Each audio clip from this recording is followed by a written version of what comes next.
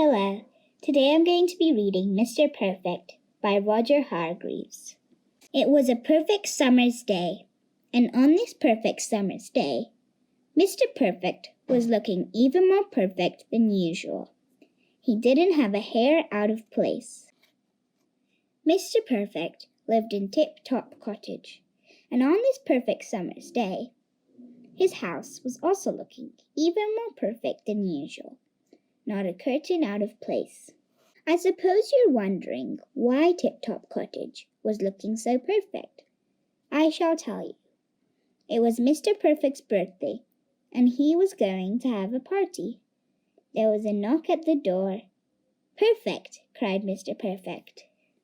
"How very kind of you," he said, when he saw that all his guests had brought wonderful-looking presents. "Please do come in, and if no one minds, we'll open the presents later." Nobody minded the least.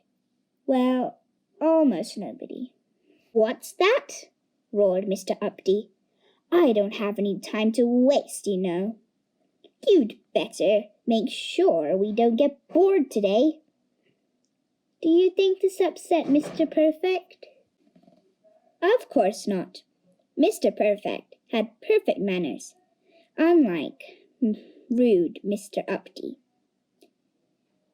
"Oh, no, my dear Mr. Updie, we shan't be bored today," he replied. "First of all, we shall dance." And everybody danced, even Mr. Updie. But although he danced, Mr. Updie couldn't manage a smile.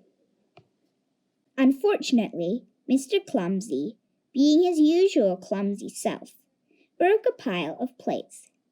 Do you think this upset Mr. Perfect? Not at all. "Don't worry, Mr. Clumsy," said Mr. Perfect.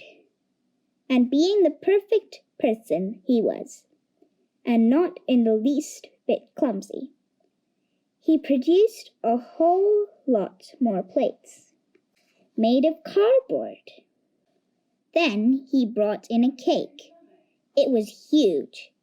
It looked wonderful. It smelt terrific. And Mr. Greedy thought it tasted delicious.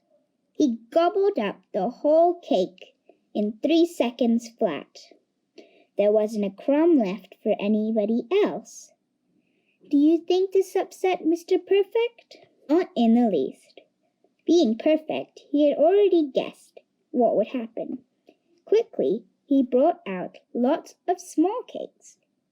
There were plenty for everybody, even Mr. Perfect.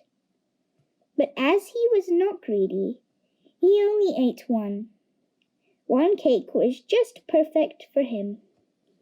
Once everything had been eaten, Mr. Perfect opened his presents. He said as many thank yous as there were presents. Well, not quite. "What about my present?" cried Mr. Mean. Mr. Mean's parcel was so small that Mr. Perfect had not seen it. Mr. Perfect opened the tiny parcel, wrapped in newspaper. "Oh, Mr. Mean," said Mr. Perfect, "you've given me a lump of coal. How kind of you! It's delightful." "If I'd known, I'd only have given him half a lump," grumbled Mr. Mean. "That's it! I've had enough," cried Mr. Updie suddenly. "I'm fed up with you, Mr. Perfect. And do you know why? I'll tell you. I have discovered that there is a most enormous, unbearable, exasperating fault with you." "Would you be so kind as to tell me what that might be?" asked Mr. Perfect, as politely as ever. "Don't you understand?" cried Mr. Updie.